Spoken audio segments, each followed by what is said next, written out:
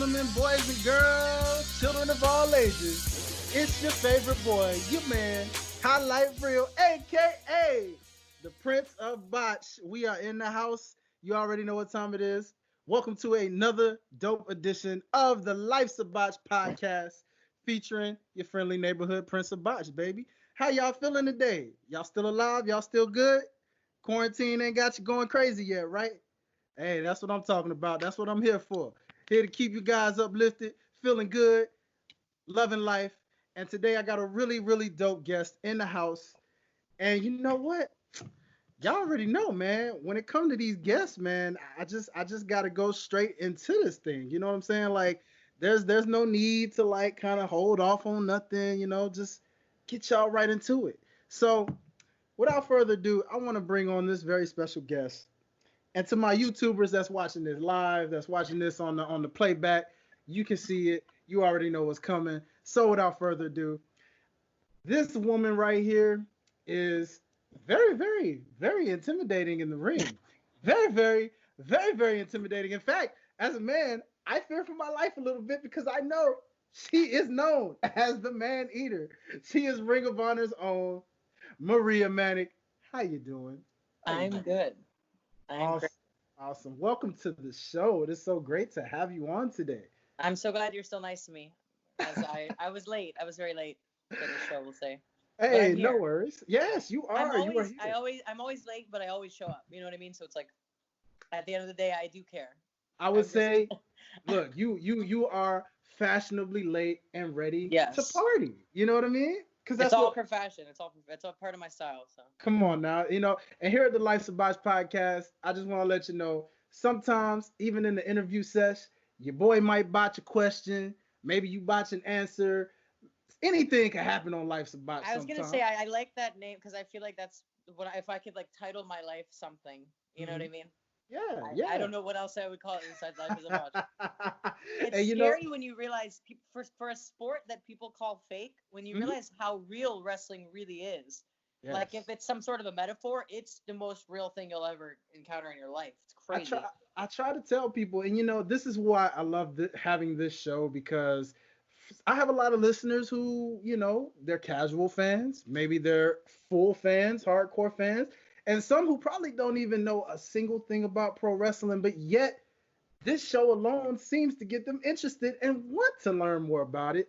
And I try to tell them, I'm like, hey, step into the ring, man, and that's how you see how real it is. Trust me, you're gonna botch a time or two in that thing. So, you know, it is great to Many, have many professionals. times. So, Many times. first off, let's just how's quarantine life going for you right now? Like, how are you enjoying it? Like, how are you staying productive for yourself right now? Honestly, this is like I don't think my life has changed at all because I'm kind of a homebody. Realistically, I like to go out and do things, but I like coming back to my home. I like doing my thing, my routine. So nothing is really like for me. Like going to Walmart is like my activity. So like as long as that's not when they shut Walmart down, then I'm Hmm. I'm done. I have Yeah. no reason to continue. But my life is not much different. I'm still doing my thing at home. Like I like decorating my house. I'm literally a grandma. Like I tell Wow. people, like I am not what I appear. I am very chill. I like to be in my house. I like to walk my dog.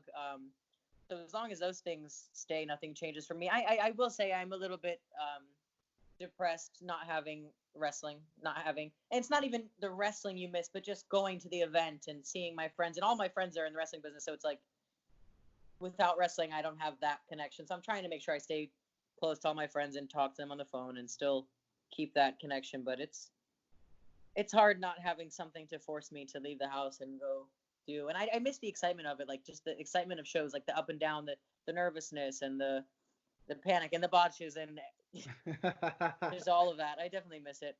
Oh But it yeah. makes you realize you don't realize how much you appreciate little things until they're not there. So I Yeah, think it's good for everybody. that seems to be the major life lesson of 2020 so far, don't you think? I mean, it's like we lose a legendary NBA player. We're all sitting at home now, and we're just kind of like really embracing loved ones more than ever. It's like, man, 2020 really found a way to just botch slap everybody in the face and just let us know, hey, appreciate life, man. It can You be know what gone like that. I also didn't realize I didn't have I always appreciated the fans, but I did not understand how important the fans are. The fans are literally more important than the wrestlers because without and that goes for any entertainment industry or any sport. Without the fans, who are you? There's no sport. You know what I mean? There Yeah. is, but sure, you're doing it to make yourself happy, but you're also doing it to make the fans happy and to get a reaction out of somebody. Without the fans, we don't have wrestling. You know, so it's like you realize how uh, crucial they are, and you know, uh, I think taking the time. I think wrestlers like we kind of brush off messages and things we get because we get a lot of them, but it's like take the time to thank every single person that supports you and let them know how much you do appreciate them. You know, without them, you're nothing. I totally agree with that. I mean, as a fan of pro wrestling for many, many years now at this point, like it really is one of those things. It's a mutual appreciation because even us, the fans, appreciate the talent. We appreciate you guys for the fact that I mean, watching wrestling right now, like to watch it and see like AEW and WWE. Still, you commend them because they're still trying to put the show on for you. But like when you watch it and you're like, man, no fans. This is like so hard to get into. Like you're into it, but you're not fully into it because you're like, man, and you wonder like you guys. Like I know there's as someone who performs as well, like there's a certain zone you put yourself in, and I Yeah. know it's tough to feel that adrenaline when there's like no No one fans there. in attendance. It So was sad. I saw a match. It was a WWE match, and it was a very, very good match when it comes to like wrestling. You know what I mean? Like yeah, actual wrestling. But it was so good. But I was just like, I'm so uninterested because there's no.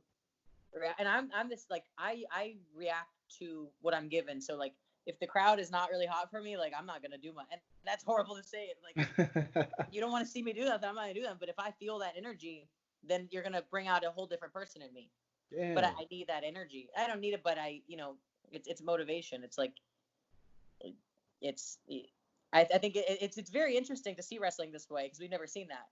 yeah, exactly. It's And I agree with you there because one thing I always remember hearing wrestlers talk about was when you go out there as a character that you're putting on that you've created, when you head out, the one thing you want is some form of reaction, yes. whether it's cheers, whether it's boos, a mixture of both. But the Hmm. one thing you don't want is no Silence. reaction. Never. And that to me goes for anything. Like I do YouTube stuff too, and just any social media. Like even if I'm getting all negative reactions, I don't care. I want a reaction Yeah, because and people think that anytime they see me on any social media that's me. It's like just because I'm not in the ring doesn't mean I'm in character. You don't know when I'm in character and when I'm not in character. I could be in character literally all the time, except when I'm with my family and close friends. Like you never know when the acting stops. I think yeah, people forget that. Anytime you're on any social media platform, you could be playing a role. You know what I yes, mean? You never know. And to me, it's not really roles. It's all same with wrestling. It's never a character. It's always just a part of you. So to me, my wrestling character is the part of me that is real. It's me, but I can't act like that on the street or I'll spend my life in jail. You know what I mean?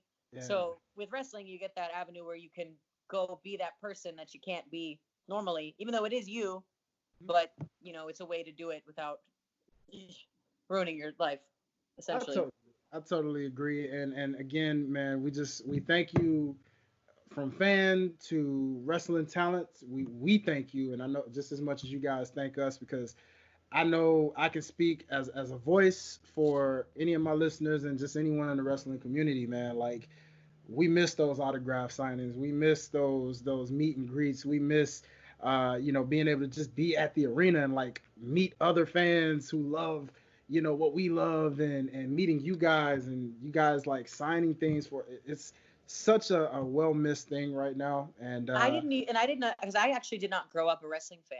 So I didn't understand how much wrestling fans appreciate the show, not just for the show, but because it's a social thing. Like you said, you're meeting people that are interested in the same thing as you. So I wish that I had known about wrestling earlier in my life so I could have had that outlet. As when I was a teenager, like I didn't really have a thing that was like something I enjoyed yet. I found wrestling when I was about 15, but before that, like I didn't know what I liked. You know what I mean? I wish I had had something that I could go do. But I don't even know if there were shows around me, but like that would have been something so fun for me just to meet people that are interested in the same thing, you know? Oh It's yeah.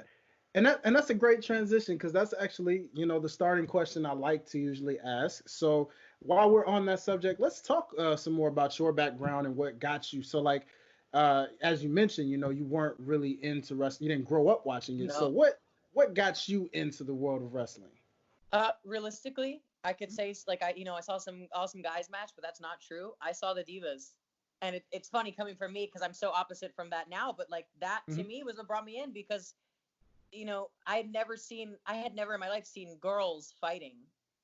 Like that to me was crazy. Like in my mind, only guys could fight. You know what I mean? Oh yeah. You kind of get raised thinking that men are superior and men are the only ones that could do that. And I'm seeing these girls going out and they're still looking hot, they're still looking sexy, they're still being feminine, but they're also kicking ass. And like that's just I had never seen that. I had never seen MMA. So to me, wrestling was the only form of fighting that I knew of. You know what I mean? Ah. That's all I knew. And I always knew I wanted to be on my own and be independent and do my own thing. So being able to defend myself was important to me. And you can say wrestling is fake, but it's not. It's real. It's real things we're doing. Maybe you're not applying full pressure, but you're learning real uh, defense mechanisms and you're learning real confidence. Yeah. And that's all life is confidence. Oh yeah. You know what I mean? If you have the Totally. confidence to take on a fight, then you probably then you're probably going to be able to win. It's not about skill. It's about the confidence. And and also to me it was something I was so afraid of. Like I saw the wrestling and I saw them doing their entrances and like that was so scary to me. But I was so scared of it that it was like I want to try this. Because I was honestly growing up I was very shy, very to myself, you know what I mean? Never really stepped outside of my box and it was like this is something that I'm so afraid of.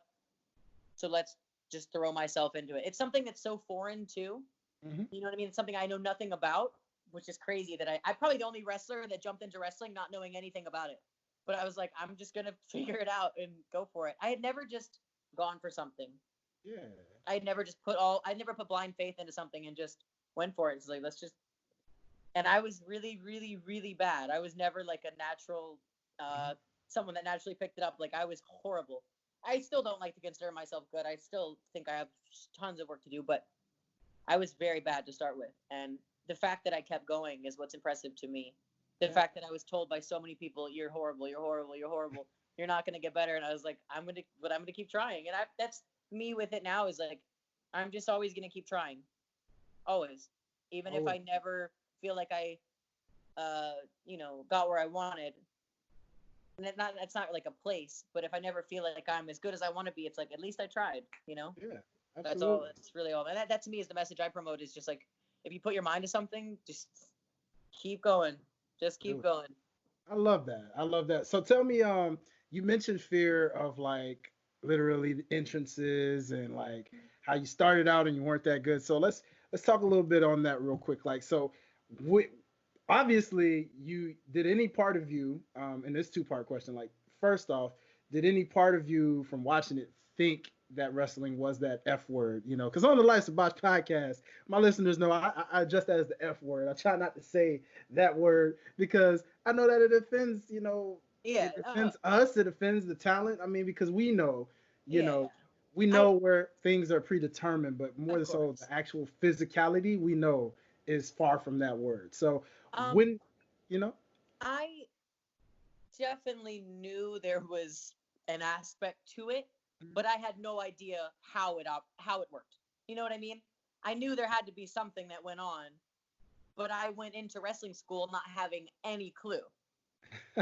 You know what I'm saying? I knew there was a system, but I had no idea how it worked. Most people would go into it kind of knowing how things operate. I had no idea. But I also had the common sense to know, hey, these people are wrestling all year round.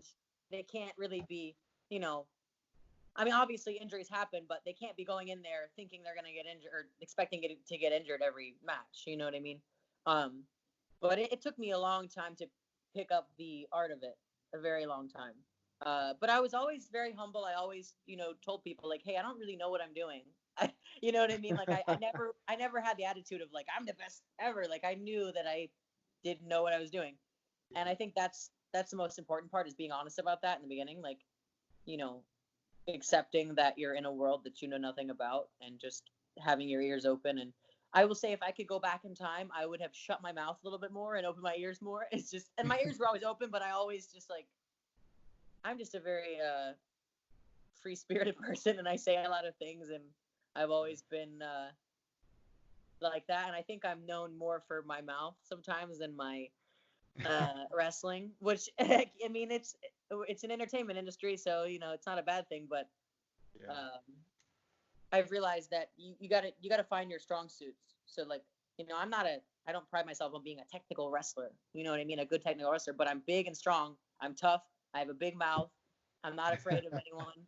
You Yeah. know, and that's my specialty. It's like I'm not saying I can win every fight, but I'll take any fight. Like, Oh you know, yeah. there's nothing that I'll back down from. So, You but yeah, I definitely did not know how it worked at all, but I knew that there had to be uh, a system, so to say. okay? So how did you eventually over time conquer that fear of like when you stood out and just was like, because we know that there's character in knowing that there's a camera watching, there's fans watching. So how did you get over that fear of like, you know what?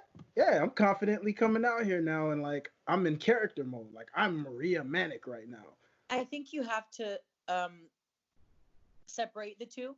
Hmm.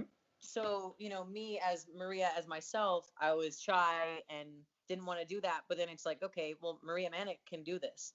And you have to think of yourself as this superhero that's not you. Because in your mind, most of us are insecure. And we're thinking that the person inside of us can't do that. But I'm like, oh, well, this character I can jump into can do whatever she wants. And at the end of the day, she can because she's not a real person. You know what I mean?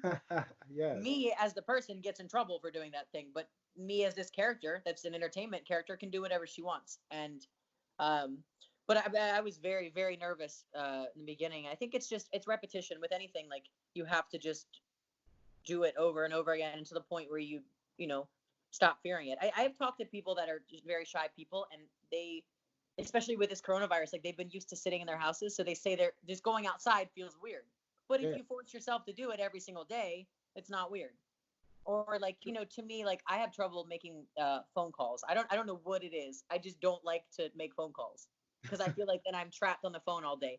But it's like if you force yourself to do it, and I told my mom, I said, my poor mother, I used to just not call her very much, and I said, just call me every day and force me to do it, and then I'll get in the habit of talking every day, and then it's, you know, you create that healthy relationship. So with wrestling, like forcing yourself to do the things that you hate.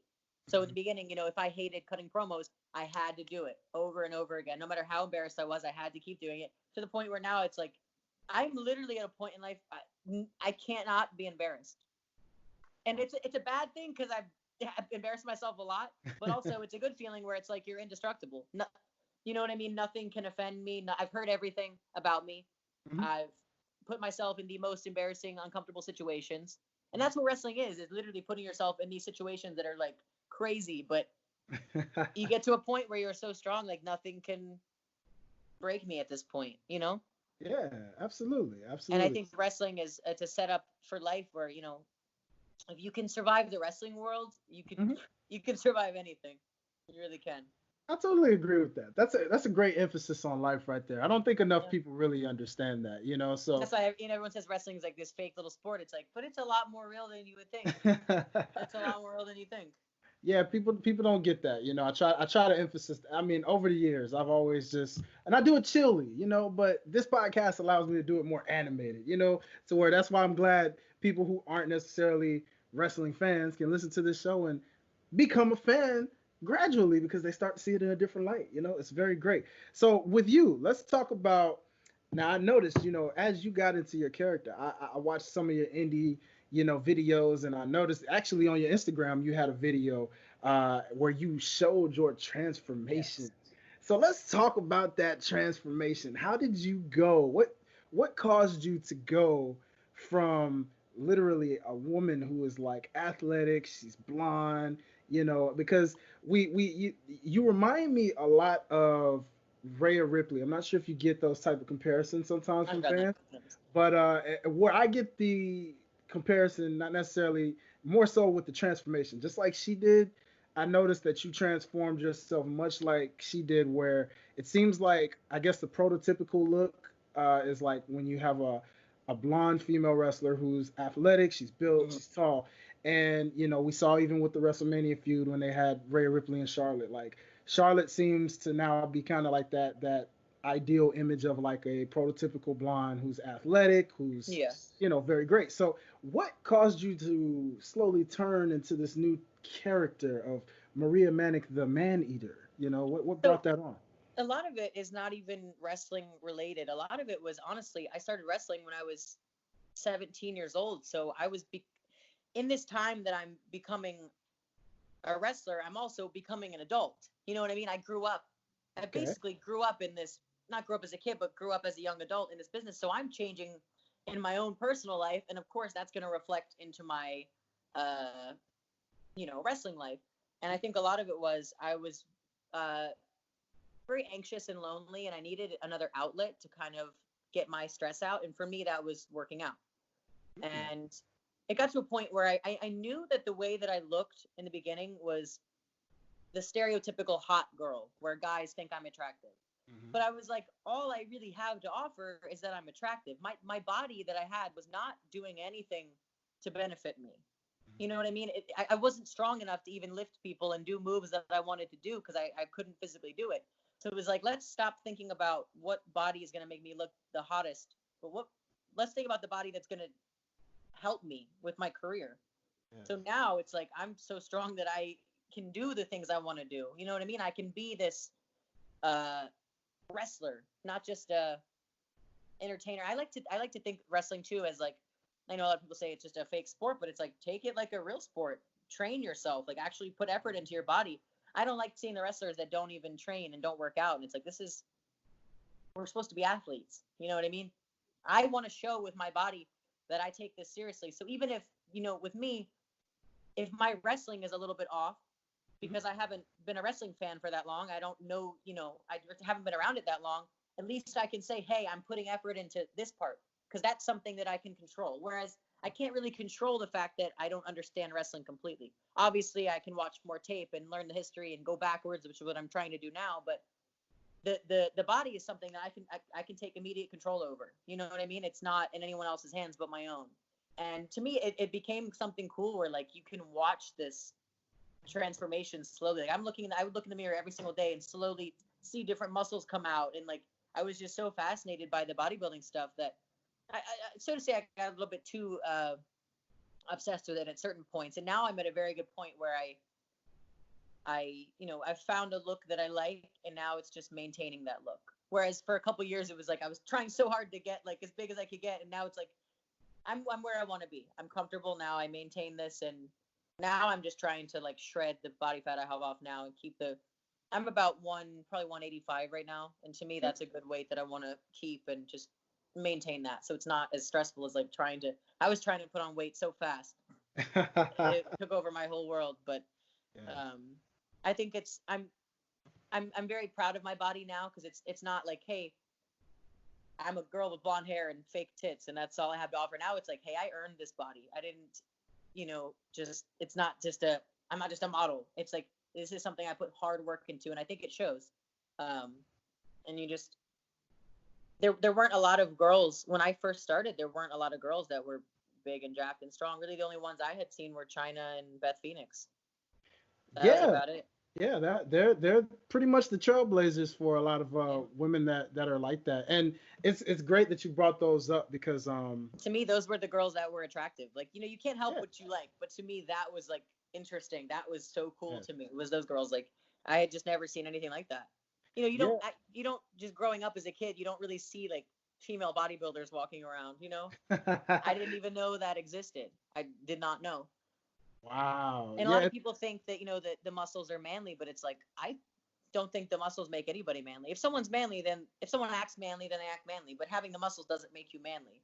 You yeah. can be. I'm very, very. People are shocked. I'm so feminine. Like I'm so girly. I love like pink and you know what I mean. I'm not. Hmm. I'm kind of tomboy in some ways, but I'm very girly, and I stay girly. Just because I'm big and strong doesn't mean that that takes away from any of my uh, femininity. I guess. Yeah, yeah. No, totally, totally. I mean, and I get that from following you on Instagram, I totally can tell like you like I mean really all of these girl, you know, even the Chinas, the Beth Phoenixes, I mean you could see where like they can be women when they want to be women. So I don't Yes. get it. I never understood it, but I get it, you know. So what actually brought on the actual nickname, the character behind becoming Maria Manic the Manic. Maneater? So what brought that up? Like what was the process like? So the Maneater was actually just a did not know it would turn into what it turned into. I will say that. Right, right. Um, it was actually, you know, Schlack. You ever heard of Schlack, Yes. wrestler? Yeah. So I dated him for about a year, and the Maneater was his idea. Hmm. And when he first came up with it, I was like, "That's silly." Like, I remember him first saying the word, and I was like, "That's stupid. Like, that's never gonna catch on." And then after he said it, it kind of sat in my head for a little bit. You know, you just like keep hearing it Uh-huh. in your own Yeah. head, and you keep hearing it. And then I hate to say it, but I listened to the song "Maneater" by Hall and Oates. Uh-huh. I really listened to it, and Wow. I'm thinking like this song is I don't know what it was, but I related so strongly to that song. So I have to thank Schlack and I have to thank Hall and Oates Oh uh, wow. for that. But he gave me the idea, and he was like, "Oh, we had been talking previously because I had no tattoos at that point, Mm-hmm. and I knew that I wanted one big tattoo. Like I knew if I wanted my first one to be just I had one little thing on my ankle, but I knew I wanted something like very big that was very obvious. Mm-hmm.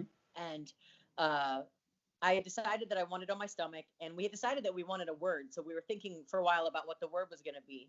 Mm-hmm. And then he had said the word man-eater, not saying it for the tattoo, but he was saying that I should start uh, putting man-eater on like t-shirts and stuff. You know what I mean? Like just use that as a slogan or something.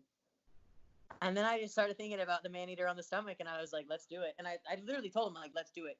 We're doing it. Like, no more thinking. We're doing it. And I remember he said to me, uh, I guess it was when I was getting a tattoo. He was like, you know, you have to live up to this somehow. And I said, Slack, I don't know how I'm gonna live up to it, but I promise you that I will. I said, I promise you, you will look back and say, man, you really earned that name. And it's one of those things. Like a lot of people say, you got to earn it first, and then you get it. I said, fuck it, I'm gonna get it, and then I'm gonna figure it out. And that's just kind of, and that symbolizes how I live my life. Like a lot of people, they keep waiting. Like I remember before I started wrestling school, I kept saying like I'm gonna lose a bunch of weight first, and then I'll start wrestling, and I'll lose a bunch of weight. But it's like you're never gonna do it. Start wrestling, and then you lose the weight. That's your motivation. You're already trapped in. Then you have to do it. So to me, getting this tattoo was like I have to prove to the men that I can hang with them. You know what I Yes. mean? And that was my motivation's right there. I have to literally see it in the mirror every single day and remind myself what my mission is. And it's, you know, a lot of people thought negatively towards it, but I till this day, that's the one tattoo I will never regret. You know what I mean? It's Oh yeah. it's it's very special to me. Yeah, it's totally, man, it is definitely stand out. When I first came across you and like cuz I believe I first actually found out about you through Jordan Grace, who's No, another, you know, Andy. I stud started that with her I'm on the also. Indies. Yes, and both of you ladies, I mean, killing it like studs, Hmm. and I mean like, and She's doing very, very well. yeah, and from looking at you too, I mean, that's why I was just like when I saw, you know, when she had a picture with you, I checked your stuff out and was just like, oh wow, here's another stud athlete here that's just dominating in the business right now. Okay, and man, it just I followed ever since what you have been doing, and just like it was crazy to just see like Maneater, like that's not just a gimmick. Like she's got it tatted. Like yo, she's business about this. Like I was like, okay, all right. I So this, knew I knew a lot was gonna come from it, and I knew I was gonna have to step up my game. But to me, that was like that was forcing me to do that. yeah. And I do gotta give a lot of credit to Schlack for helping me create myself. He Wow. played a big part because I kind of when I came into his life, I had all the tools to be something. I had worked so hard, I put the body together, but I just didn't know. I didn't understand wrestling enough to understand characters, and he Yeah. gave me kind of the confidence to believe in myself and know that I can be whatever I want to be because I didn't have that confidence until I met him. Wow, that is awesome, Slack. Thank you so much for instilling confidence and allowing characters to just keep growing, man. Because that's what it's all about. I love to see pro wrestlers grow, like from Mhm. who they were at the start, and then as they continue to grow. So let's keep talking about your journey actually, because let's talk about some journeys in between before you actually got currently with where you are with Ring of Honor. Mhm. So there was a time where you and Penelope Cruz before the Maneater Penelope was really the Ford. Maneater. Yeah, I'm sorry. Everybody Penelope, calls her please that. forgive me.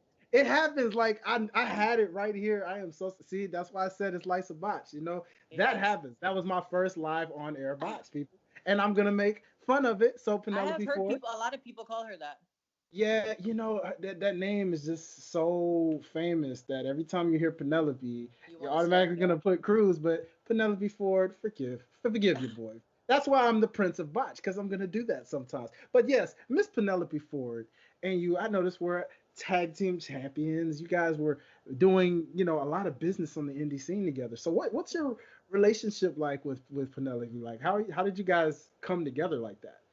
I met Penelope when I first moved to New Jersey, and she was at CZW with me. We were both training there, and Mhm. we were like the only girls. Like maybe there was one other girl at the school, but she, I don't think was doing matches and stuff. So we were just kind of thrown in there, like these two. And she was in the same boat as me, where she didn't really grow up on wrestling, so she didn't understand what was going on. So we both were kind of like we gripped to each other because we both were in the same boat. Um, and then as we went on the journey, like we both were so opposite that Mhm. it worked very well because she was very small and flexible and could do flips and stuff, whereas I couldn't do any of that. But I was super strong and could do all the power moves. So like it was very easy to we looked very good when you put us together because we could like as far as on a wrestling end, Yeah. put us together, we're a 10 because what I lacked, she had, and what she lacked, I had. So it worked very, very well. Wow.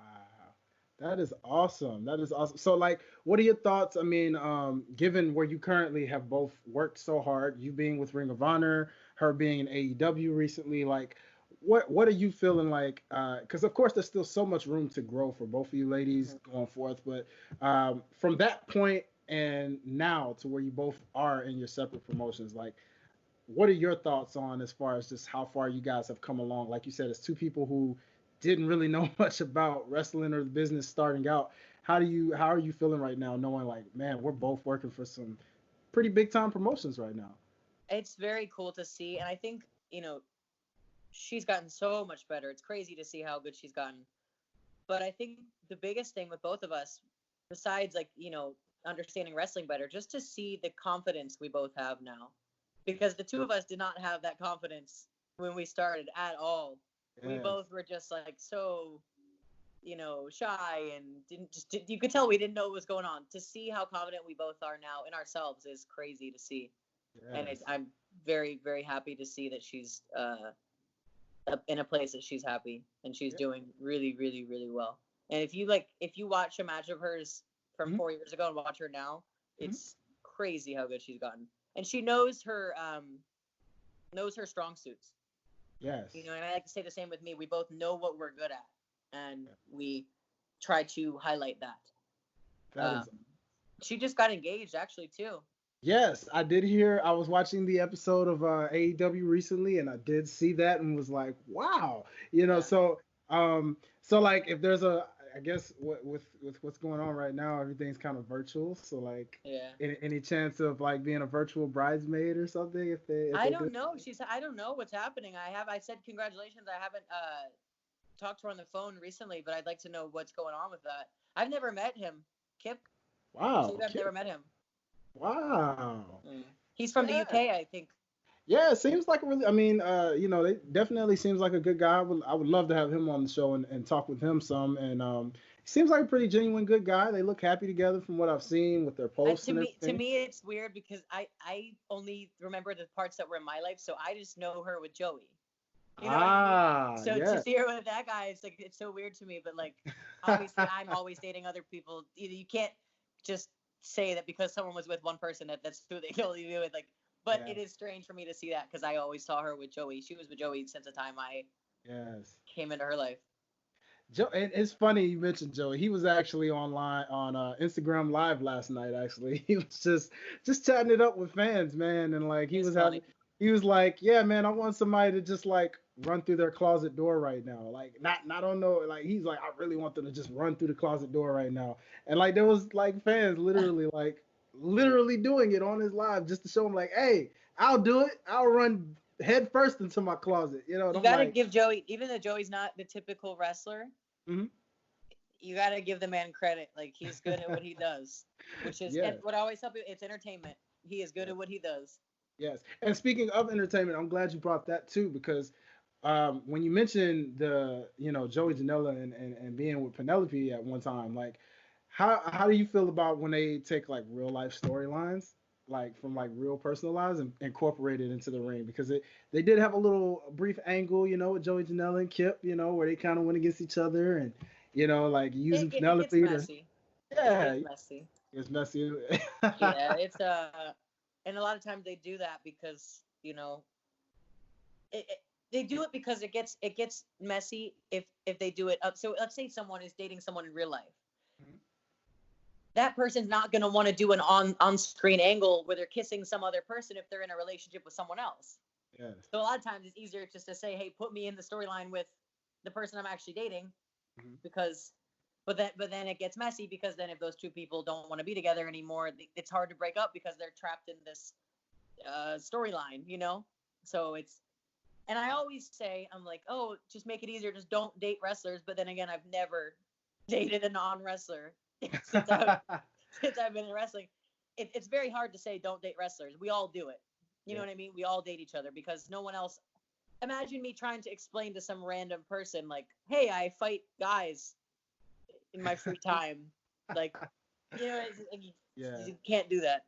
So I Yeah. always end up dating wrestlers, but you know, I can understand that. I mean, as someone who's like a musician, I mean, sometimes when you're in a business where it's common, whatever you do is what everyone else does, you're gonna date, maybe a musician will date another musician because you can relate easier.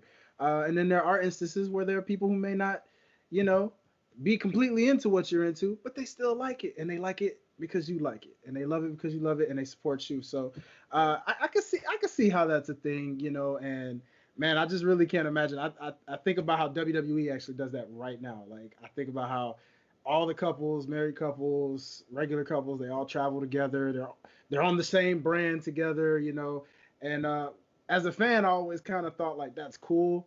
But sometimes like when they do like brand splits, it's kind of predictable at that point because if like that a wrestler's dating a female superstar, then chances are she's gonna go to that same show because her boyfriend and or husband went to that show.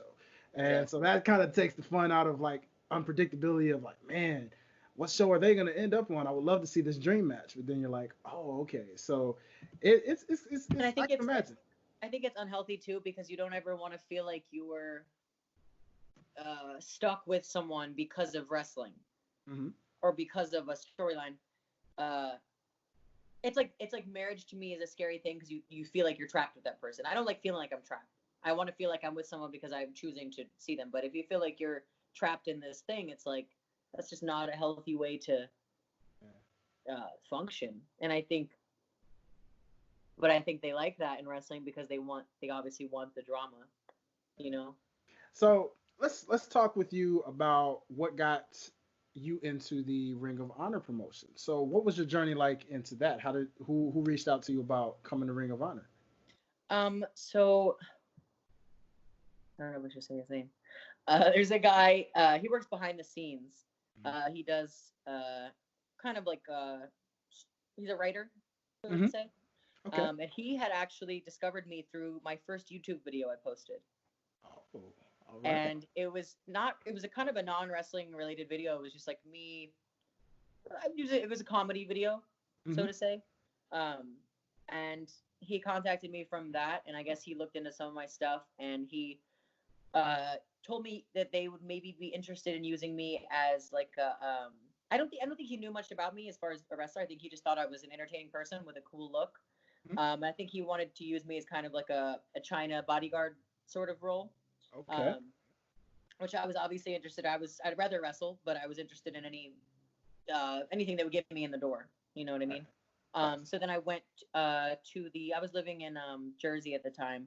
I went to the Ring of Honor dojo in Baltimore Okay. for the day, and I met a couple people and just rolled around the ring for a little bit. And then I was offered a deal in, I think it was maybe last March, I Oh, believe, is when I started. And then I actually, I moved to Baltimore and I was training there for about 3 months before I ever even debuted. I'm sorry, it was probably 2 months. Um, and I learned a lot there. Learned a lot there. Joey Mercury was training at the time. He yes, was Joey. predominantly there, and he is good. He's very good. Yes. He taught me a lot. Um, he's his biggest thing was like stop doing so much. You Mhm. know what I mean? Do a couple things and be really good at them. And if you have the character and you have the presentation, you don't have to tire yourself out and do a bunch of unnecessary stuff. So he always told me, focus on your character first, and then the wrestling will come along, which he was completely right. And he played a big part in developing the Maneater character too. He, Schlack gave me the tattoo and gave me the idea, and he and Joey kind of helped me figure out how to work with it and how to actually um, how to be Maneater in every aspect, how to walk like a Maneater, how to act like a Maneater. You know what I mean? Because I didn't understand. I was just kind of blindly going into it. But uh, I think it was definitely a lot. I was not, I had been on the indies, so I didn't understand like TV cameras and that you have to always work. Like that's a whole nother world. Yes. The wrestling is hard, but having to work cameras and having to turn certain ways and it's so much to think about. Like I was not uh, prepared for how hard that actually is, and you have a lot of respect for the wrestlers on TV because it's like it's a whole nother world. It's a whole other Yes. world. Oh, yes. It's a And lot harder than I think the fans would. I think the fans are just thinking, oh, maybe it's painful to get hit. It's like that's not the hard part though. The hard part is all the thinking that actually does go into it. A lot of yeah. people say it's just like a mindless sport, but that's not the case at all. It's very, very, very difficult. Yeah, yeah, and I actually did an episode. That was one of my earlier episodes. I spoke with a production person who did a lot of work for Impact Wrestling and some of the other things, and that was something I had to educate the listeners on was just what they do and the appreciation of that, and just being able to just like capture you guys in the moment and key signature moves, finishing moves, facial expressions, telling the story of the matches. You guys are telling the story in the And then ring. also always doing it the same. You know what I mean? So you got to remember, like, if there's a certain way that I, stand, I got to always do it that way because I Yes. want people to remember that. If you always are different, they're not gonna catch on to, how you are. You know Yes. what I mean? You just have to really be on your toes all the time, always thinking about what's going on. Oh man, I'm telling you, man, this is definitely highly appreciated to see. And so let's talk about even as you're in Ring of Honor, let's talk about some of the people you have been able to work with so far, the Mandy Leones, the Angelina Loves, and even doing a angle with Bubba Ray, aka Bully Ray, to those of you, whichever way you know him, whether you know him as Bully Ray, Bubba Ray. I call him both. I always switch in and out. I'm like, I don't know what his name is. Yeah, because I mean, we know that in the indie scene, he's Bully Ray, but we know when he went back to WWE, he's always acknowledged as Bubba Ray there. So, I guess they're weird with names. Like once, I guess you can't keep certain names if you've been with that company. I'm not yeah, sure how that works exactly. yeah, there's a thing about them where they kind of make you switch the names up a little bit, especially now. Now I hear Yeah. more about, there was a point in time where wrestlers could kind of come with the name they own, but now they've been doing that a lot with developmental talent. They've been giving them a different name and then, going off of that. So, but yes, nonetheless, what did it feel like working? What was it like working with just names like Bully Ray and Angelina Love and people like that? Uh, it's strange when you do look up to someone almost as a fan. Mhm. Um, and none of the wrestlers like to admit it, but we're all fans of each other. Yes. You know what I mean? No one wants to admit that because they're a wrestler that they can't be a fan. It's like these are the people that are obviously inspired you to do it. Mhm. And Angelina Love was actually someone that I did. She was one of the girls that I looked up to when I first got into it. And I was like, I always thought she just looked so athletic. She looked so. She always had her abs popping. I was like, that's. I couldn't imagine like the hard work that went into that. Um, and I don't know. People forget like the beautiful people. Mhm. They were one of the most popular tag teams female tag teams in wrestling. You know what I And mean? I I'm think people telling you, forget how good they were. yes, very underrated duo. And I'm telling you, man, they were But to they. me, they were the best female characters I've ever seen I in agree. I wrestling. really agree. I They really were agree. very good at making people hate them. Yes, they And that's were, hard to man. do. That's hard to do. Yeah, they originated the mean girl angle in Yes. pro wrestling, and I mean And they. to be a hot girl and be hated is hard to do because they're hot. All the guys are gonna want to hate them. Are gonna want to love them. But to be able to make everybody hate you like that, that's talent, and you can't Yeah. deny that. You really Yes. can't. And I'll give it to her. Angelina is very, very, very talented. Yes. Very, Yes. very talented. Was there any advice or anything you learned from working with her in some of the angles you worked with? Because I saw where you had an angle where you had a shot at the women's championship and everything. So like, what kind of things did you learn from your feud with Angelina? Um, I think just knowing your, like I said with Penelope earlier, is like knowing your strong suit. So if Mm, I'm in the ring with Angelina, even if I can go to the top rope and do a cool move, I'm not gonna do that because I don't need to do that with someone like that. That's her. That's what she's gonna do. I'm gonna do my power moves. I'm gonna show my character. yeah. I think it's all about working off what's uh, showing the contrast. So I think a match with me and her is interesting because we're so different. Yeah. I'm big and strong, but she's a veteran. She knows what she's doing. She's been in there a long time. So it's like you got strong versus smart, and that to me is interesting. And if you think of it like it's a work or a shoot, it's still interesting to look at it like that. You know what I mean? Yes. Because you Yeah. might think in your head, oh, well, Maria's might look like she's in control, but who's really in control mentally? That's interesting to think about. You know what I mean? 'Cause Mm, at the end of the day, she knows a lot more than I do. I might true. be able to, uh, you know, beat her up physically, but she's a lot smarter. And sometimes the smart is actually what wins. Yes. I've learned that. I've learned that like being big and strong is not everything. You really gotta train your brain. That's what I've been doing this quarantine, trying to train my brain. It's a lot more important. It's funny. We were talking about bully Bubba, whatever you want to call him. Hmm. Uh, and I'm not gonna talk about on a real level. I don't really. Unfortunately, he doesn't talk to me much. But that's that is what it is. Uh, but he did say to me at one point, I think this is way before the feud. Hmm. He said, I want you to figure out who you are as a person outside of wrestling. Please figure that out for me. And I don't like to listen to my my authority, so I remember thinking, like, I'm not going to do that. But it's just funny to look at me now because I've really, really figured it out. And it's just ironic that he said that and I ended up doing it. Because I like to do the opposite of what people tell me, but I actually did exactly what he said. And he's very good at what he does too. Yes, Uh, indeed. and he's an interesting one because he's very it's not really a character with him. Like he's kind of the way he is. Yeah. Um, he's an asshole, but he's uh he's not shady about it. He's just kind of an asshole, straight up asshole. And at the end of the day, you gotta respect that. Do I like him? No.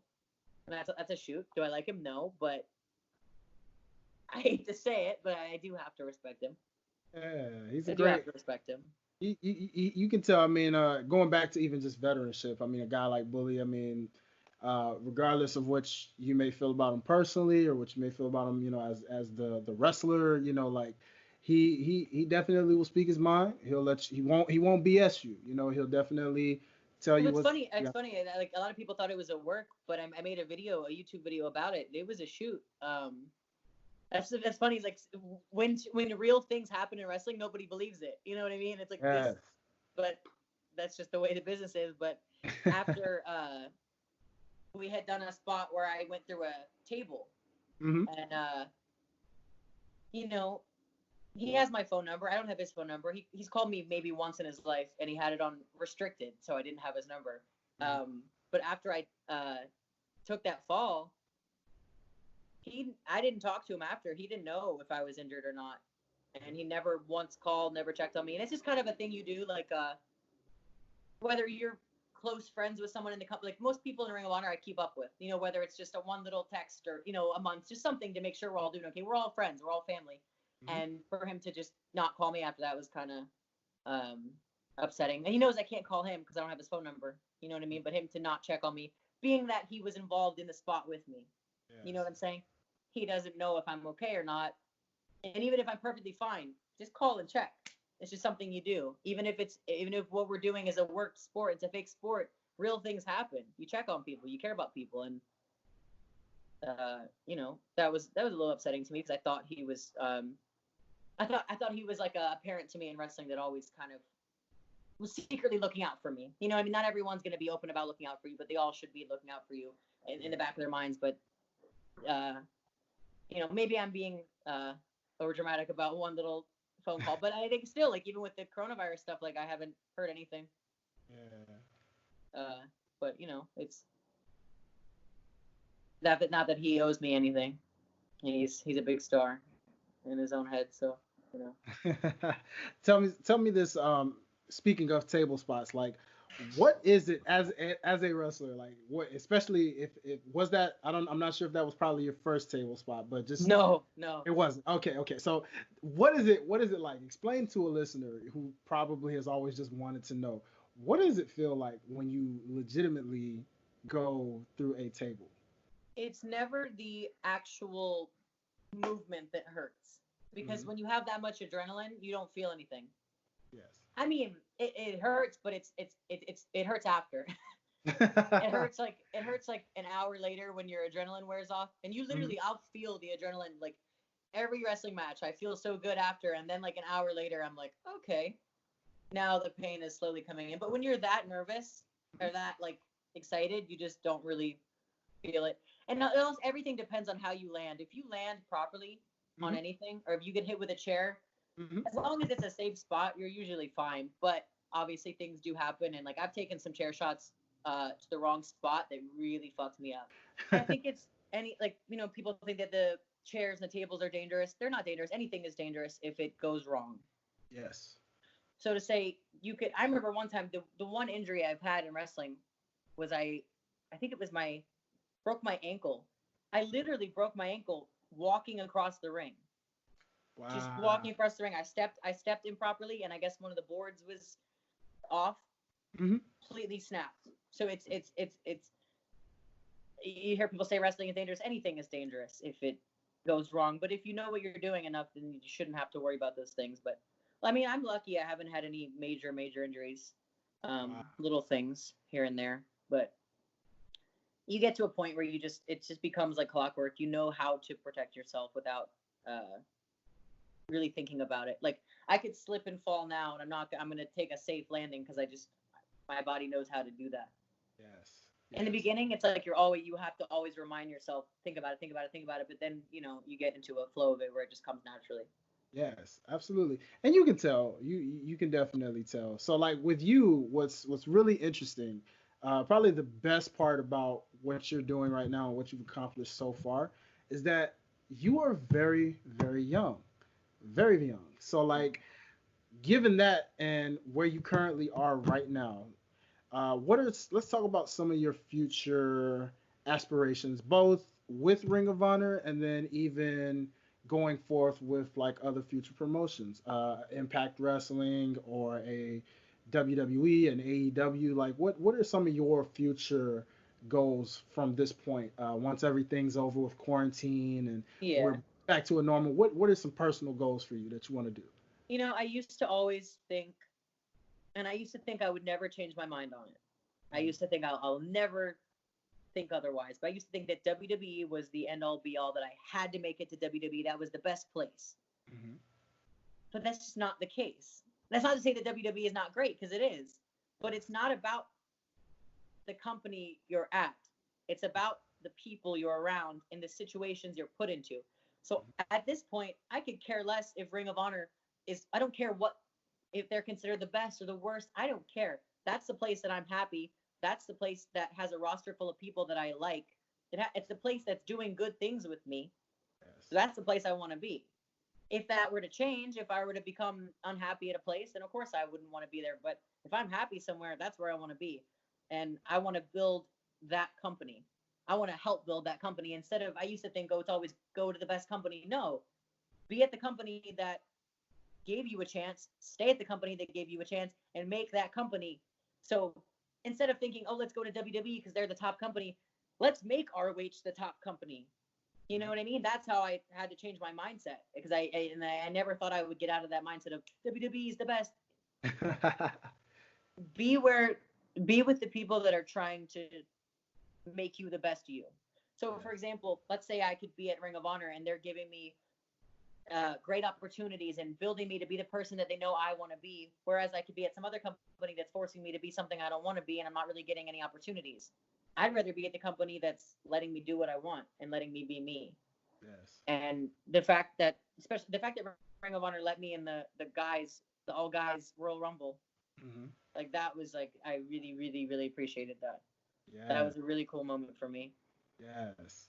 You definitely, again, and you can tell because you seem like an attraction enough, like you said, building Ring of Honor, because definitely, like I said, someone who found out about you through another talent and then to still see like, wow, like, yo, you can tell you're a future centerpiece for a company like Ring of Honor. So I can tell, because a lot of people, some of the casual fans, maybe, well, more so the hardcore fans, I would probably say, some of the hardcore wrestling fans, they debate all the time about which promotion is the greatest or which one's fallen off, and some people look at Ring of Honor as like, oh, well, yeah, back in the day, they produced the Samoa Joes, the CM Punks, and the Daniel Bryans, and so many people of that nature. But like, they feel like ever since Cody Rhodes and the Elite, went off and did the AEW thing, they feel like Ring of Honor got left in the dust and kind of just quote unquote fell off. But I like to see the fact that, I mean, I've seen, and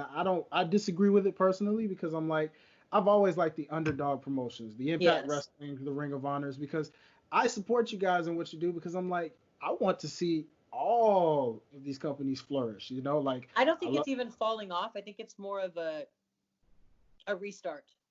yeah, And I and like, everything that goes down comes back up. So yes, it's yes. nothing really stays in the ditch forever. I agree. You know what? And the perfect metaphor to describe it, to my sports fans out there, it's just like the NFL, the NBA, some of those franchise teams, right? Mhm. Everybody's not going to be at the top winning championships forever. We saw Golden State, before the NBA season kind of came to a screeching halt. We saw where literally this year, the Golden State Warriors went from dominating the NBA for the past 3, 4 years to now, like, being at the very bottom of the bottom. And they are clearly in a rebuild right now. They still have some star pieces that they have, but they're rebuilding. NFL teams go through it all the time. So I look at the wrestling promotions like that. It's like they're all going through their rebuilds, and they're gonna all rise back to the top. But I love being a wrestling fan today because of the fact that there's so many great promotions. I mean, it's a blessing and a curse at the same time, because like, as a fan, I can admit sometimes it's like it's so much wrestling that it's hard to keep Yeah. up with everybody. So I try to keep up with and follow tabs on who I can, what matches I can, but I think too, definitely. if someone is a, and that's why to me that it's not really the company you're at that matters. Hmm. It's what you do with yourself. So if I have these independent fans that loved me, they're gonna follow my career wherever I go. You know what I Yes. mean? So you have to develop. You can't rely on the company you're at to give you the fans you have. You have to Yes. develop your own fans, and then they're gonna, if they like you that much, they're gonna follow you wherever you go. So I have a couple of fans that I know, even if they don't like Ring of Honor, they're gonna watch it because of me, Yes. just to see me. So it's about establishing those relationships. And like I was saying earlier, like letting the fans know you appreciate them. I didn't understand that before. I Yeah. didn't let people know that I did appreciate it, but I didn't let people know. Now I make it very clear to thank people for even just you know following along on social media. Like thank you. That's you have to let everyone know that every little thing does matter and adds up. And Agreed. I think I feel with the companies too. Like everybody wants to jump on the new hot company. You know what I mean? And we all Yes. have that. We all have that desire. But you have to think about too. At the end of the day, I think it's cooler to say, "Hey, I was with this company when they were at the bottom, and I helped build them up. I was part of the journey of building us back up." That's a cool thing to say. You Yes. know? I totally agree. And while we're on the subject of rebuilding, this kind of ties into really like I guess the final part of my question for you before we transition into a really cool segment I think you'll enjoy. Um, as you know, WWE recently, as of a few days ago, because we know that they're a company that has a lot of talent, and recently they did budget cuts and they released a lot of I talent. heard about that. It was a very sad day in the wrestling world for a lot of people because there were people who had been with them for years and unfortunately fell to those budget cuts. So a lot of fans, albeit we were sad, there were a lot of people, at least from what I saw in comments and replies, automatically they were like, "Oh, AEW, they'll pick them up, AEW, and this and that." But as someone representing Ring of Honor and as we just talked about, literally rebuilding and wanting to be a cornerstone for this company, a company you like and you're proud of, who are some notable names that you might have seen on that list or heard about on that list that you would love to either wrestle with in Ring of Honor or dare I say just see come and help build that cornerstone in Ring of Honor? I'm gonna be honest. I don't really know who's on that list. I've heard. I don't do much on social media. I'm banned from Twitter, so I don't. You don't What? see much on Twitter. Yeah. Uh, I can get on and like search things, but I don't have an account of my own that I can, follow people and things like that. Um, so I don't really keep up with like the drama, I guess, but that's not really drama. That's real stuff. But I don't. I've heard a couple.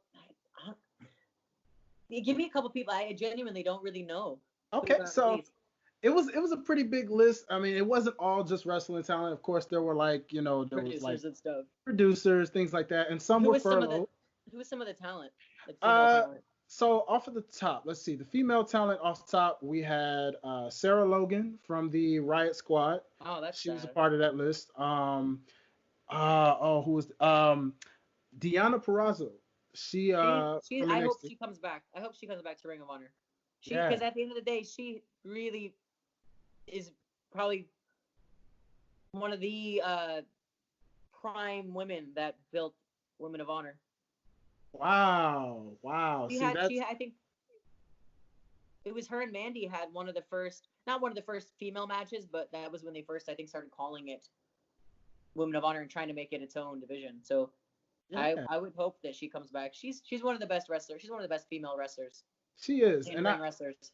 I really do. I enjoy her work a lot. I follow her as well, and I mean, it was tough to find that one out. That one hurt me the most, That's definitely. sad to see too, because I know how hard she worked to get there. You know Yeah, what I mean? She was an indie girl that was just busted her ass, was doing, yeah, show after show after show, and she finally got there, and then that, that is sad. yeah, But yeah. And what from the to my understanding of the news when that happened is that some of them are able. I didn't hear much about the wrestlers as far as like the staff goes. Some of them were furloughed, so they'll be back when things are back to a norm. Some of them have the open door to come back if open. I guess with the wrestling talent, it's more like some of them they will try to contact to come back, and some of them it's kind of like because you had Maria and Mike Kanellis a part of that list. I know Maria did some really great things with Ring of Honor as well, her yeah, time there. So it probably would be nice to see her, come on back. There was so many people. Like I said, Leo Rush was that was another one that he's impacted that. amazing. Yeah, that shocked a lot of people when they found that one out. But he's so young, much like you, that people are like, "Hey, he's gonna be all right," because he's got a That's the thing with Deanna too, is like she's built herself up so much on her own that they don't need a company to do their thing. Leo, yeah. that'd be awesome if Leo came back. Yeah, I would love to see Leo. Man, I was I remember like, Leo from CZW. Like I rarely mark out for matches, but I remember it was him. It was him versus Joey Janela. yes. I think it was like a ladder match. It was crazy. It was the craziest match I've ever seen live. Oh man, I'm And gonna have he to. had his entrance like with his. He had that crazy entrance. Like CZW was awesome back in the day. Yes, yes, Awesome. I believe, and he's again he's I appreciate personally again as a media person as a fan. I appreciate people like yourself, people like Leo Rush who actually take the time to interact, with the fans. And like Leo was before all the crazy thing, and it's probably why his is one of the ones that affected me because literally like the night before that news went down, he was on live chatting with fans. Was And he? like, yeah, and he was just so energetic. I mean, he was chatting. I kept trying to get in there. I guess I couldn't get picked. I know he saw the comments though, because but it's what do you do when it's like 200 plus people? I get it. But like, he was so nice and positive and I almost just, wonder if they don't like that. You you know what I know, mean? I almost wonder if they don't like people doing their own marketing and social media and well, kind of interacting with the fans. that's an interesting question there because I mean, I know you guys are contractors, independent contractors, in what you do. So in a way, there's nothing really. I You don't can't see do. anything wrong with it, but I could understand, I guess, in a corporate sense, because I guess out of all the promotions, WWE is more like public and corporate Yeah. like. So I could understand where people would, say and think such a thing, but I don't know. It seems pretty weird to really try to hope that because like I said, he was being very positive, and then the next thing you know, even when he found out the news, you could see the difference in him that day from the day before. Like he wasn't smiling like he was the day before, but he was in such great spirits and handled it so Yeah. maturely that I couldn't help but commend what he was going through. And really, every talent that got released actually handled it very well. I'm sure Uh, everyone was prepared for it to possibly happen. Everybody in the company. So it's not like it was just a shock to anyone. They knew there was the chance they could get released. So, yeah, you know. yeah. And Drake Maverick probably is the one people talked about the most because he had a very emotional video in tears, just about. He was holding him back, you could tell, but I always call him Spud. Spud, yes, I Rockstar forget. Spud, Yeah, Rockstar. that's the guy I know. I don't know who Drake Maverick is, but Yeah, see, I hate when WWE changes their names and like when you say Sarah Logan, I'm like, you mean Crazy Mary Dobson? Like that's you I see, don't know and who these people are. again, and that's why it's like, and see, I feel bad because like a lot of times, man, being such a person who grew up in I'm not what they call the WWE mark. That's not me, Yeah. because like I said, I know about Ring of Honor, I know about Impact Wrestling, I know about AEW, and I follow all of them. I love them, I watch them, I support them. But of course, I guess you could say my WWE genes are so strong, I guess from watching it for so long, but yet it's so tough, trying to because I see where they kind of just it's almost like they don't care as much as they used to, or I don't know what it is, but like they water down a lot of characters, they water down a lot of the wrestling moves and things like that, and it's tough to see that. As a media person, I spoke with some media people, so I learned a lesson not to really try to bash. So I would never bash WWE. My listeners do know I'll criticize a little bit, but I won't necessarily bash them. But I will criticize, like if I don't like what they doing on Well, TV. you know I'll what? We mention. need the criticisms. I used to get offended by it, but it's like every critique I've ever gotten, I'm looking back and I'm so glad I got it because I needed that or I wouldn't have the motivation to get any better. Yeah. I needed everyone to tell me how bad I was in the beginning to Wow. make me angry and to make me do something about it, you know? Yeah. If not, I No, would have stayed at the same place and never gotten any better. So, that's true. That's true. And like I said, I'm all about positivity. I'm a positive kind of guy. If you can't tell, I mean, I will criticize in a nice way. I try to do it in a nice way. of Not in a course. way where I'm just like there, there, that. But yeah. I mean, as far as right now, I mean, that's pretty much most of what I had for you on today with that. And I'm gonna transition to a good segment. But I guess one final question would be, how soon do you want that Ring of Honor Women's Championship? Well, I don't even know what's happening with it because we were supposed to have a tournament. Mm-hmm. That got canceled. So Uh, I'm hoping they just reschedule the tournament is what I assume will happen. Uh I would like it. you like it, I would yeah. like it. I've seen it. It's gonna look it would look small on me because I, I was looking at it and I'm thinking, man, I must be a lot bigger than everybody else because I did for some reason this looks small. Look, I guess I'm just a giant and don't realize I'm a giant. well, But I, that's funny you should mention that because like one thing I get about AEW is like when I saw their women's championship for the first time, I was like, man, that's a tiny looking belt. I don't because know why they make the women's one smaller than the men's belt. It's crazy. yeah, like I mean, because the WWE ones, when I look at their women's titles, they look, you can see a difference between it, but it looks bigger. Like you know what I mean? But you can tell they made it big enough where it doesn't look like the men's one, but it's big enough where you can tell the difference Well, between the two. You know? the girl in AEW, Rio, did you say Rio? Rio, yes, Rio, yes, and Nyla She's Rose, she got so tiny. And you yes. know what's crazy? Nyla. So I started on the Indies with Nyla. Uh So huh. I've known her since she was actually Nyla was my first match. Wow. Yeah, one of my Oh, one of my closest friends in wrestling. I don't talk to her that much anymore, but one of my closest, such a sweet girl, such a sweet girl, helped me so much. Uh, she looks so ginormous with in that the time. ring with, but she's actually like my height. Like she's not maybe. I think I might be like an inch taller than her. Wow. Yeah, Okay. Yeah. she's a little bigger. She's a little bigger, but Mhm. like just it's crazy with wrestling like comparisons. Like it's all about who you're in there with, how big you look, or how small you look. Yeah. I That mean, Rio is tiny. It's crazy. yeah, and it's just that's why I said she made that title, I guess, look bigger because of how tiny she was. But like once you saw Nyla with it, it was like, man, that's a small looking title. Like Yeah. it's tiny. So That's how hopefully, I think of me with the Women of Honor belts. I'm like, oh, I'm gonna look really fat. well, listen. We know you're far from that, so that's the great news I'm about sorry, that. not fat, huge. Yeah, I can understand that portion. So it's like, Yeah. but sometimes it's good. I guess it's good to look bigger than the title. Sometimes, it's like, because again, given your character and how you are, it's gonna be hard to get that title away from you when that title's around your waist. Like If I I can get tell it. they're gonna have to like literally fight you to take that title from you. I can tell just off of how the character is. I'm like, yeah, What's good funny, luck trying to take. I used to always think I wanted to wrestle with the guys, and I do, Mhm. but I don't ever want to be. I've heard about myself like, oh, she doesn't want to wrestle the girls. It's like that's not the case at all. Yeah, I just don't want to be told that there's certain people I can't wrestle. I want to be able to wrestle whoever. You know what I'm saying? I don't totally. ever want to be told I can't wrestle this or I can't wrestle. I want to wrestle whatever I want. So I want to wrestle the girls and the guys.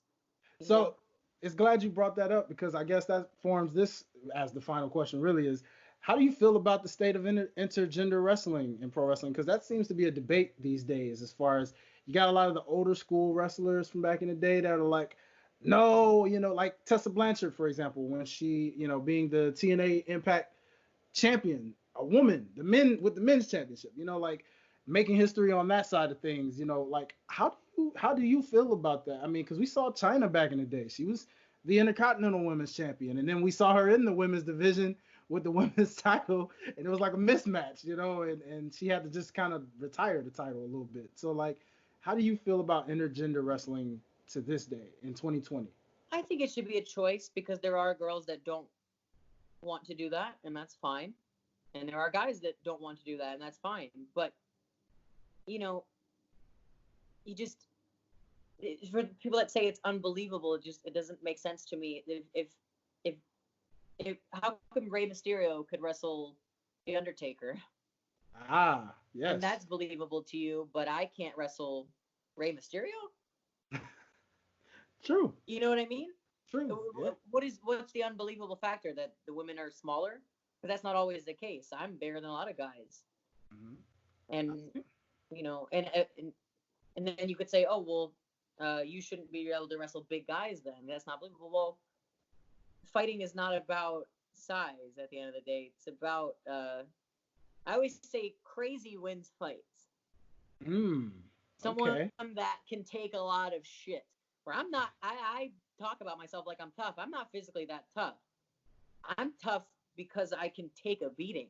You can't. It's very hard to. It's very hard to tap me out of life. You know what I mean? I could take a lot of shit. That's what Yes. makes me tough. I'm not tough because I can beat somebody up. That has nothing to do with it. I'm tough because I can handle a lot of shit. Yes. And I think I'm mentally tougher than a lot of the guys, and that's why I like to get in the ring with them because I like to show them that I can do anything they can do. But at the end of the day, it should be a choice. You choose who you wrestle. You know, Oh yeah. if you don't want to do something, you shouldn't have to do it. But I think intergender wrestling is taking over. Look at YouTube. Look at the views the intergender matches get. You know, it Yes. speaks for itself. And no matter what reason people are watching it, they're still watching it. They're watching it, so You it's can't getting you can't attention. hate that. Yeah, hey, remember, all press is All good press press. is press. So we got a real dope segment, actually, really, really dope segment on Lights of Botch. This you will appreciate as a wrestling talent because I know that really you guys appreciate these the most because you go out there and you live this. You guys are legit either babyface or heel. So dedicated to you guys, I created this segment on the show listeners love, and it's called Babyface or Heel. How this segment really goes is I bring some topics. Most times they're usually non wrestling related. And what I do is you just choose the option on if you're going to go babyface or if you're going to go heel on that particular subject. Now, this version is going to be a special quarantine edition of babyface or heel. So all of these are quarantine related. And I want you to just choose on if you're babyface or if you're heel about it. All right? Okay. Okay, so the first question is quarantine birthday celebrations. Given that we've seen a lot of birthdays going on right now, people who have been in this current quarantine situation celebrating a birthday, uh, would you go babyface on that or heel on the idea of just I actually celebrating your spent my birthday in this really? situation. Yeah. I don't really. I'm not a big birthday person anyway. Like I don't like to celebrate birthdays. Mm-hmm. So heel. Heel. So I think Wow. I'm gonna say heel for a lot of this because I'm literally a heel. Yeah, yeah. And you know what's so funny? That's normally like the total heel. Everybody loves to be the heel on this show. So that's normally the direction everybody goes. It's rare that we get baby faces. So let's keep going on this one then. So let's what about the stay at home quarantine concerts? As you've seen, I believe iHeartRadio did something once where they had like a lot of known celebrities and they were like literally at home, just like you and me and like lounged out at home clothing, just like doing concerts at home. Like, what are your thoughts on the idea of that? I hate to say it, but and I at least I'm honest about it. I'm very self-centered, Mm-hmm. and it's horrible. But I have self-awareness, and I can admit that I'm. And I typically don't care to watch other people do.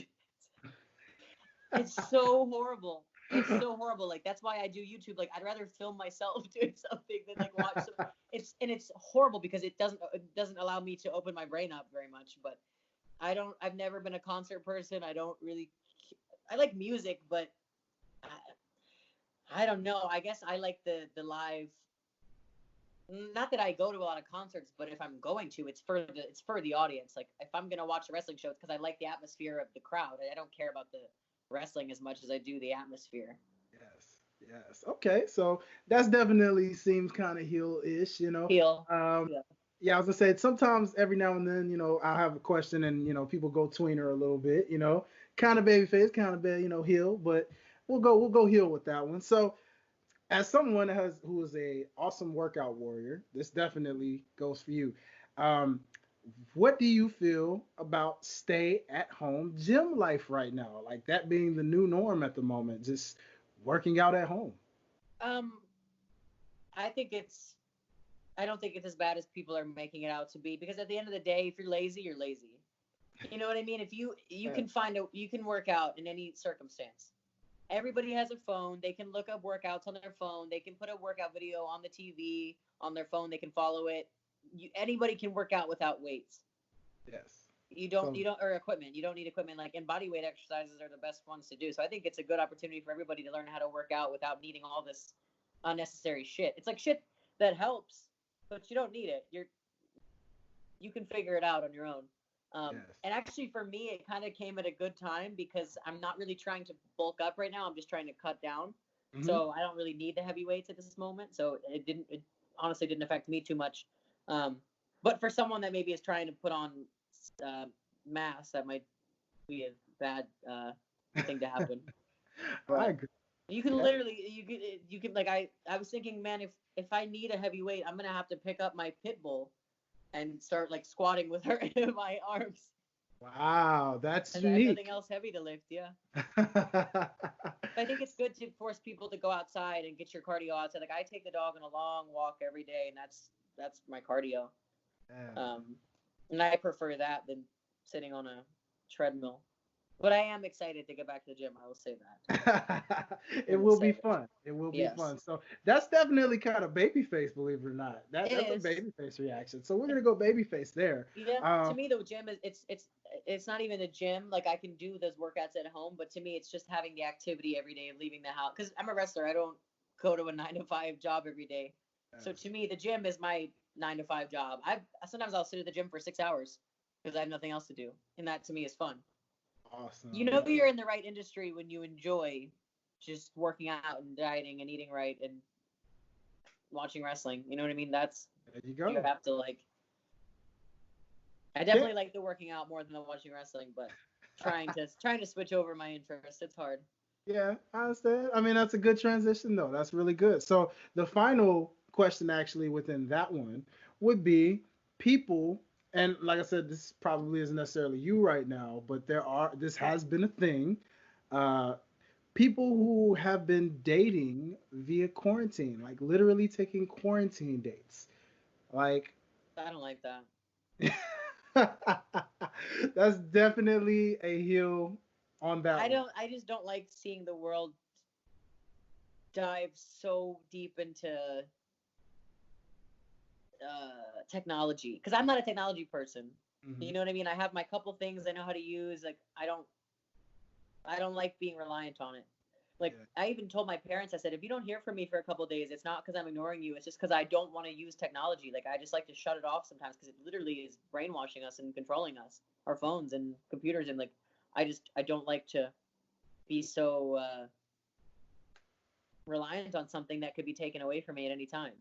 yes, You know what I yes, mean? Like the outdoors are never going to be taken away from you, but your phone could easily break, or you could lose it, or technology could just shut down. Like I think like a caveman. Um, yeah. but I think it's easier to do stuff online. So if we get too attached to it, we're gonna like forget how to be humans, Yes, which is what has already happened. Honestly, it's already happened. But I'm telling you. trying to separate it. Okay.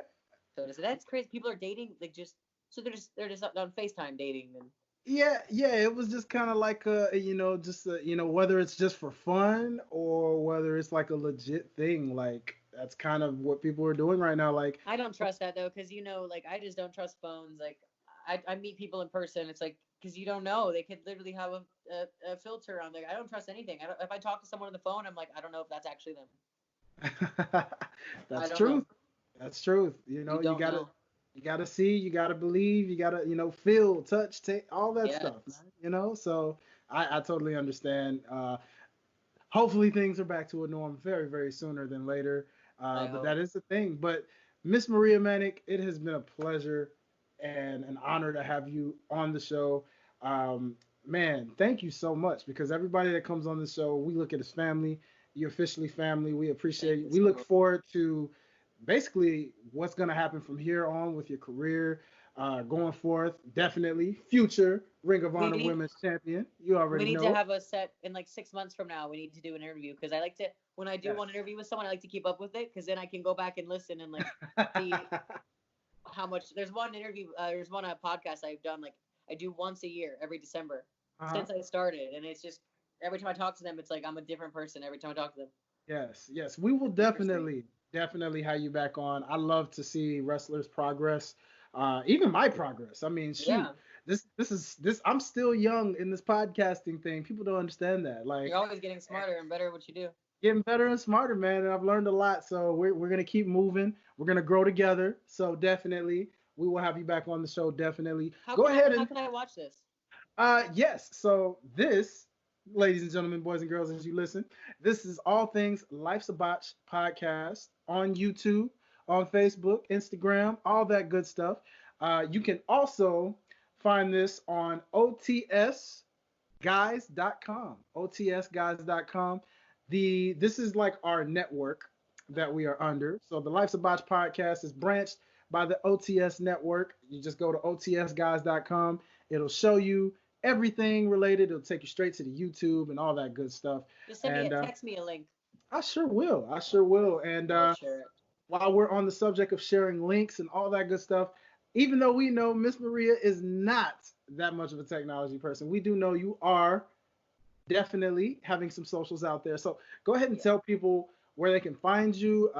Let fans know where they can support you. I'm not sure if you have any merch on Pro Wrestling Tees yet or anything, but I know I that's did, but now my stuff's just on the Ring of Honor site. on the Ring of Um, Honor site. you just Okay. go to. I have a couple T-shirts on there, sweatshirts. You just go to Ring of Honor, and then you go to the roster, and you find my name, and then you get a link right to it. Okay. And then Instagram is the Maria Manic, and then YouTube, just look up Maria Manic, and I have a YouTube page, and that's about it. I have a Facebook, but I'll be honest, I don't really. Last time I was using Facebook was in like seventh grade, so I don't really remember how to use that properly. But Yeah, Facebook has kind of just slow. It's there. It's really just there. That's kind of if what it was Facebook. the same format as it was when I was first on it, I would know how to Mhm. use it. But I just don't like switching formats because I just am lazy. But There's no other excuse except I'm lazy. But to be honest, between you and me, Facebook is Instagram right now. They're literally that connected because really, Facebook, yeah, Facebook actually bought Instagram out some years ago. So once they did that, that's actually it's because of Facebook. That's why we go live on Instagram. So anytime you're live on Instagram, that feature came through Facebook buying Instagram. So yeah, so everything's connected. Wrestling companies, they're all connected. They're all the yeah, same thing. yeah, we're all connected in some kind of even with us podcasters, man. That's we're all Everyone. connected. Without you, we'd be nothing. Well, Without the without you people guys, that promote us, we're nothing at all. come on, and without you guys, we don't have a show or anything to talk about most times. So, thank you for allowing, people who may just be fans of you and don't even know about us. And they're like, yo, I like this guy. He's a crazy host. I wanna check out his more of his shows. Well, thanks, guys. I do appreciate that. And as always, once again, ladies and gentlemen, boys and girls, children of all ages, this is your favorite neighborhood Prince of Botch, and you have officially been botched. Peace.